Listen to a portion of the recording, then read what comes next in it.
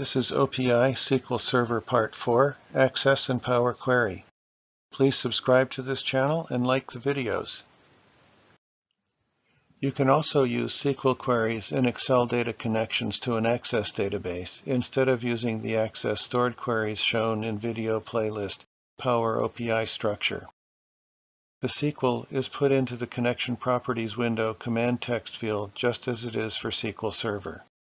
This slide shows the SQL for Access for the same query example used to show how to query using SQL Server.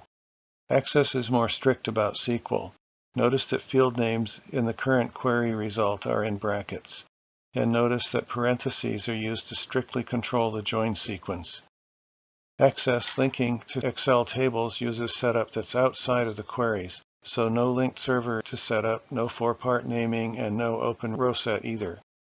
Link table setup for Access is shown in video PowerOpI Structure Part 4 Database Link Tables. So we refer to the link tables directly without four-part naming and aliasing. For example, the query refers to range alloc, the name from the Access linking setup that links to an Excel table shadow range named range alloc. Connecting to SQL Server using PowerQuery. Connection to a table in Access from PowerQuery was shown in PowerOpI Struct Part 6 PowerQuery. Connecting to a table in SQL Server is very similar. Excel ribbon data, get data, from database, from SQL Server database brings up a SQL Server connection dialog. You specify the server and your project database, in this example, Excel Proto, all shown on this slide and similar to database connection shown previously. PowerQuery shows a pane showing available tables in your project database, which is probably a null set for PowerOpI since you're using tables linked in from Excel. To show tables linked to SQL Server, you must execute a query. Here's how you execute a query to access linked tables through SQL Server. In fact, you can execute any SQL select or execute query. When PowerQuery displays the SQL Server connection dialog, there's an advanced section in the bottom half of the pane that's closed. Click to open that section of the dialog.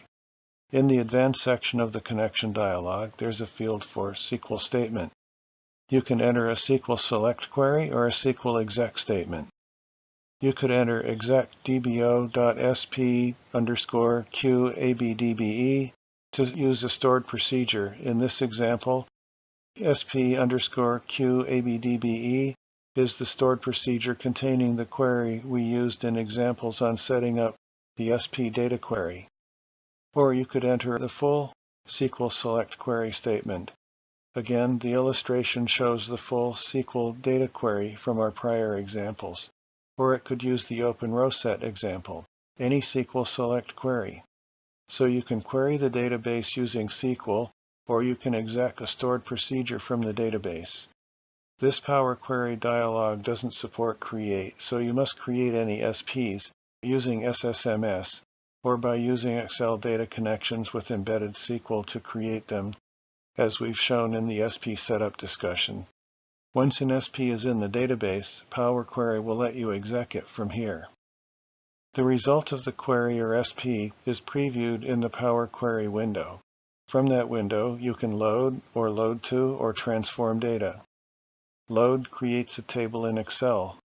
Load to brings up the import data dialog shown, allowing you to choose table, pivot, or connection only, worksheet placement, and allows you to add to the data model. Transform brings up the PowerQuery editor with many capabilities including normalize and new source to link with other sources. Ultimately, you can load to a table or pivot in Excel and can be added to the data model. The result is that data from Excel linked into Excel Server is brought into Excel, including execution of a SQL select or exec query on the way in, and transformed by PowerQuery as an Excel table, pivot, or connection, and to the data model if you choose. This concludes the OPI SQL Server sequence. More video sequences on this channel will cover handling of dates, BOM table structure, data normalization for joins and pivots, system development considerations, schedule optimization, and OPI deployment configurations. You can find more information on the website. Please subscribe to this channel and like the videos.